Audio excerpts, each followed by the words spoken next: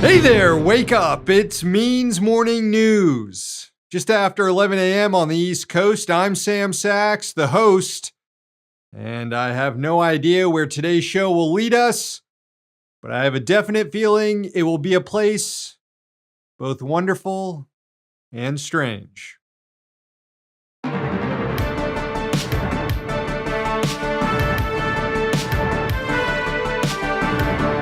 Barring any more last-minute sabotage attempts, the Israeli government is expected to approve a ceasefire deal in Gaza in the coming days, with a full cabinet vote expected on Saturday, which would clear the way for the cessation in fighting to begin on Sunday with hostage exchanges. As part of Phase 1 of the deal, Palestinians will be allowed to return to their homes, but according to an analysis from Forensic Architecture, the Israeli military has really focused its bombing in recent days on the last remaining residential blocks in northern Gaza, leaving, quote, displaced civilians with no homes to return to. The number of Palestinians killed by Israeli forces in Gaza since a ceasefire deal was announced earlier this week has topped 100, and more than 260 people have been injured. Israeli Prime Minister Benjamin Netanyahu is under pressure from his cabinet of far-right ministers who've threatened to resign if this deal is approved. Finance Minister Bezalel Smotrich is demanding that Netanyahu commit to abandoning the ceasefire after the Phase 1 hostage releases in order to resume the genocidal war. Netanyahu and Smotrich met together this morning ahead of a security cabinet meeting to discuss the ceasefire. Meanwhile, in Washington, Secretary of State Antony Blinken gave his farewell address to reporters, many of whom were fed up with 15 months of dodging questions about genocide and straight up lying to the press. Well, the State Department had one last surprise for the news media: violence. Credentialed reporter Sam Husseini was physically carried out of the briefing room by police after he attempted to ask Blinken a question. Take a look. You pontificate about a free press? You pontificate about a free press? You are hurting me. You are hurting me. You are hurting me. I am asking questions after being told by Matt Miller that he will not answer my questions until I'm asking questions. Wasn't the point of the May 31st statement to block the ICJ orders? You blocked the ICJ orders. Please, sir, respect the process. Oh, respect the process. Respect the process. Well, everybody from Amnesty International. From Amnesty International to the ICJ is saying that Israel's doing genocide and extermination, and you're telling me to respect the process. Criminal, why aren't you in The Hague? That is actually a very, very good question indeed. And I'd encourage anyone who sees Blinken out in public for the rest of his life to ask him the very same question. Why the hell isn't he in The Hague?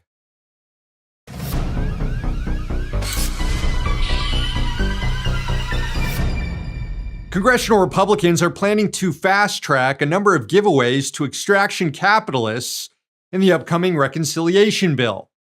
Representative Bruce Westerman is the chairman of the House Natural Resources Committee, and he laid out the plan to reporters this week, citing specific drilling and mining projects that Republicans will vote to waive any legal challenges and environmental restrictions on. They include projects that were previously blocked by President Biden because of the damage they'd inflict on the environment, such as the Twin Metals mine in Minnesota and the Ambler Road project in Alaska.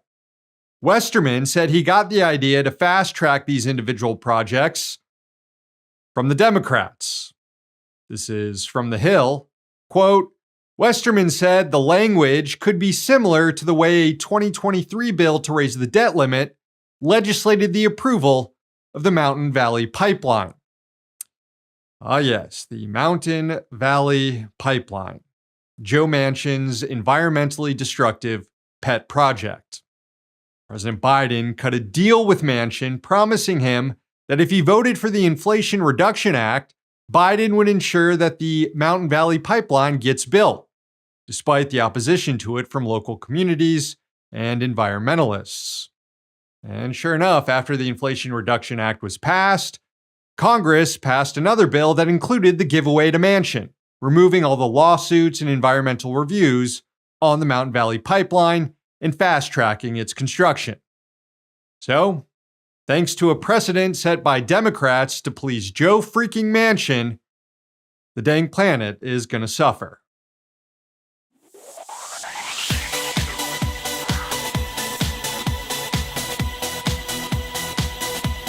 The Biden administration announced it will not punish companies that continue to offer TikTok for downloads, even after the ban on the app goes into effect this Sunday. The White House basically saying they're going to leave it up to the Trump administration to sort out how to enforce this thing. Last year, Democrats and Republicans in Congress joined together to pass a law banning TikTok in the U.S. unless it's sold to new owners.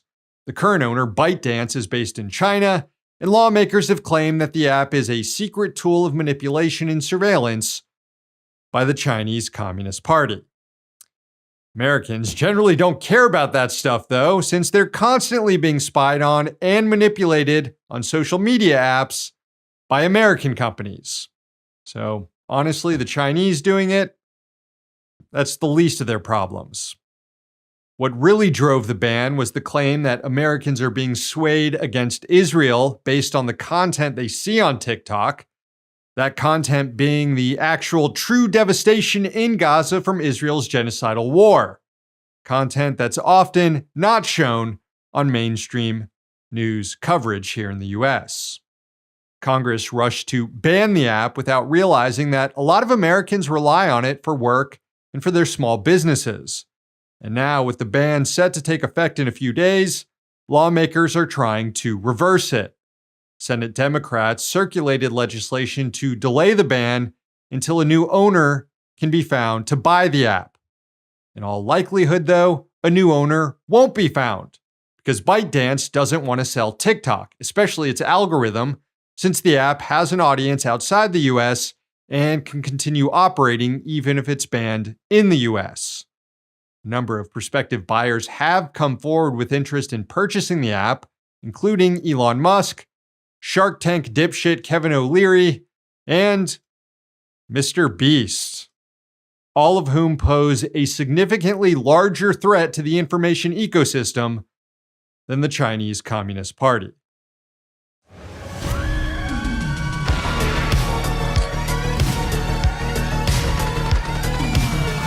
One day after Jeff Bezos attempted and failed to catch the reusable booster for his New Glenn rocket ship, fellow space billionaire Elon Musk proved the concept.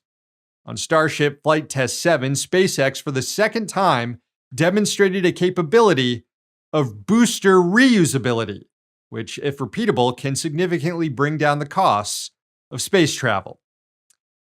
But that was about the only good thing that came out of that test flight, because the actual Starship rocket ended up like this.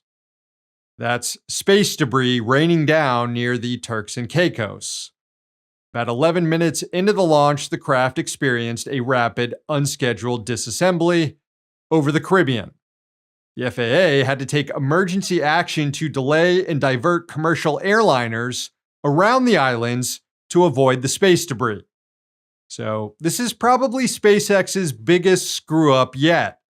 And Musk reacted to this giant fucking mess he made and the risk it posed to people's lives by tweeting, quote, "Success is uncertain, but entertainment is guaranteed."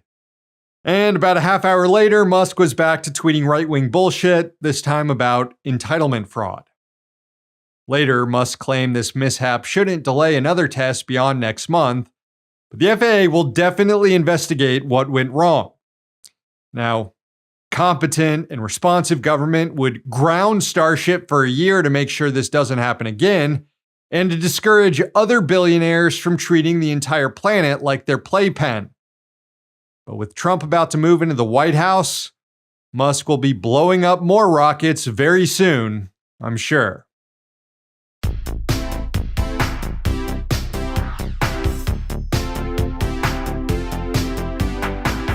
All right, everyone, time for this week's main event. Thanks for the nominations we received over on Blue Sky and the Means TV message boards. We got nominations for the California water hoarders, the billionaire couple Stuart and Linda Resnick. Also got nominations for all the landlords, especially the ones in Los Angeles, taking advantage of the fire crisis to jack up rents. Here's a nomination for Jeff Bezos, just for being a space billionaire, I guess, which is good enough for me. And we got a nomination for Joe Biden, who used his farewell address to warn about an emerging oligarchy while doing practically nothing during his presidency to stop it. Thanks a lot, Joe. All very strong nominations, but ultimately, this week's Rich Dick is Scott Bessent. In all likelihood, Mr. Bessent is going to be the next U.S. Treasury Secretary. He's one of several billionaires Trump picked to staff his administration. And like a true class ally, Bessent delivered one main message to lawmakers during his confirmation hearing this week. We do not have a revenue problem in the United States of America. We have a spending problem. The federal government has a significant spending problem. As I've said repeatedly, the United States does not have a revenue problem. We have a spending problem. We don't have a revenue problem. We have a spending problem. As in, we don't need to raise taxes. We need to cut social welfare programs. Which is precisely what you'd expect a billionaire hedge fund manager who doesn't pay his taxes to say. Ahead of the hearing, Democrats on the Senate Finance Committee reported that Bessent owes the IRS nearly $1 million in unpaid taxes from income he earned through his hedge fund. He's alleged to have misled the IRS about his role at the firm, claiming he was a limited partner in order to take advantage of a tax break when records show he was actively involved in running the business. Lawmakers also noted a suspicious $2 million deduction Bessent claimed on his taxes that wasn't properly substantiated. So, it is a little audacious, I'll admit, to come to the United States Senate as you're withholding revenue from the government and claim that the government doesn't have a revenue problem. This is the guy who, if confirmed, would oversee the IRS. And during the hearing, he was asked if he would support increased funding to go after tax cheats like himself, who often have more resources than the IRS. Here was Bessent's brilliant idea. Do you believe that it makes sense for the Congress to give the IRS the resources to collect taxes from people who may be cheating? And we don't even know because it's so hard to run down all this information. Do you believe it's important for the Congress to fund the IRS for that kind of enforcement? Senator Wyden, I believe that collections are very important, and I believe that the IRS, and again, I haven't been confirmed, I have had no meetings, this is all external. I believe that a large amount of it can be solved by data processing, and we are on the verge of an AI revolution. AI, huh? AI is going to get the billionaire tax cheats. It's one of those things that the most credulous people on the planet will nod along to and say, wow, that's a good idea. While the ruling class is laughing its ass off, saying, I can't believe they fell for it. Bessent spent a good portion of the hearing defending the Trump tax cuts, the benefits of which went mainly to the wealthiest people in the country, as you can see in this chart. And he defended extending the tax cuts, which will further benefit the rich like himself. And here's what Bessent said when asked about an unfair tax code that gives breaks to people who passively earn their incomes compared to people who labor to earn their income. Do you believe the tax code should treat wages differently than it treats wealth? Look, in any tax system that advantages and creates distortions, it is a change. that, Senator, it is a decision that was made when the tax codes were written. Is there any billionaire rich enough who you wouldn't support a tax cut for going forward? That I think it's unwise to single out any Rich people? any individual. Okay, is there any group of billionaires? You can just pick a dollar figure and there can be more than one above that. I could give you a glib answer, but I won't. But again, that's not where the money is. There actually is a lot of money there. Sure, not enough to fund the entire government, but that's not the only point of taxes. Taxes can also be used to discourage bad behavior, like hoarding wealth. But Bessent spent most of the hearing defending policies to keep the ruling class's taxes low. He did, however, have a few chances to advocate for screwing over the working class, too. He even at one point refused to keep the IRS's free tax filing program alive beyond this year, despite its success in popularity. Will you commit to keeping Direct File up and running if you're confirmed? I will commit that for this tax season, that Direct File will be operative, and the American taxpayers who choose to use it will. And if confirmed, I will consult and study the program and understand it better. What he's saying there is he's going to need to consult with the for-profit tax filing companies first before he makes a decision about next year. Later, under questioning from Bernie Sanders, Bessent plainly stated his opposition to raising the minimum wage, which hasn't been raised since 2009. Will you work with those of us who want to raise the federal minimum wage to a living wage to take millions of Americans out of poverty? Senator, I believe that the minimum wage is more of a statewide and regional issue. So you don't think we should change the federal minimum wage of $7.25 an hour? No, sir. These guys would just prefer to get rid of the minimum wage altogether. Bernie then asked Bessent if he thinks the U.S. is an oligarchy, which is always a funny question to ask a billionaire. An oligarchy is taking shape in America of extreme wealth, power, and influence that threatens our entire democracy, our basic rights, and freedoms. End of quote. That's what President Biden said last night. I agree with him. Do you? Look, the three billionaires who you listed that all made the money themselves. Mr. Musk came to the country as an immigrant. I understand that, but what I'm asking you, do you think, forget how they made their money, do you think that when so few people have so much wealth and so much economic and political power, that that is an oligarchic form of society? Well, I would note that President Biden gave the Presidential Medal of Freedom to two people who I think would qualify for his oligarchs. That is true, but Bernie did say billionaires have too much influence in both parties. And I'd say one party filling its cabinet with billionaires and the other party handing out presidential medals of freedom to billionaires confirms Bernie's point. Also confirming his point, a rich dick like Scott Bessent managing the nation's finances.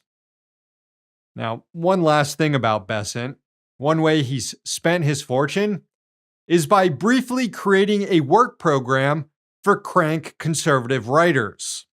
In 2021, he started All Seasons Press, which went on to publish titles such as Tucker, a biography of Tucker Carlson by Chadwick Moore, and a book by former Trump White House advisor Peter Navarro titled In Trump Time, a Journal of America's Plague Year.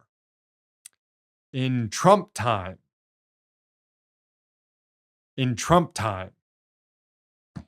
Also, Naomi Wolf's book, Bodies of Others, The New Authoritarians, COVID-19, and the War Against the Human. The War Against the Human. In Trump Time, The War Against the Human. Are these titles being generated by AI machines? The same AI machines that are going to audit billionaires? That's what I thought. Altogether, All Seasons Press published 8 books and got into lawsuits with 2 of its authors. One of them, former Trump White House Chief of Staff Mark Meadows, who wrote a book for Bessent titled The Chief's Chief. Yes, another stupid title. It alleged that the 2020 election was stolen, but Meadows later testified to the feds that he actually didn't think the election was stolen. So Bessent's publishing house sued Meadows for over $1 million, alleging breach of contract and damages. And if Bessent wins the lawsuit, he probably won't pay taxes on it. Scott Bessent. He's this week's Rich Dick.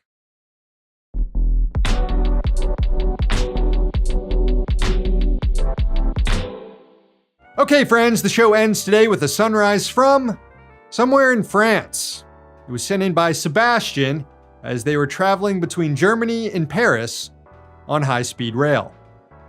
Enjoy.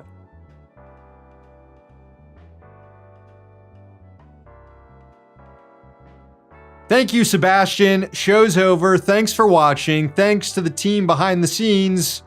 Please sign up for Means TV if you haven't yet, and subscribe to our YouTube and podcast channels, and follow us on social media. One day capitalism will end, but I don't think today's the day. Rest in peace, David Lynch. I'll see you all next week.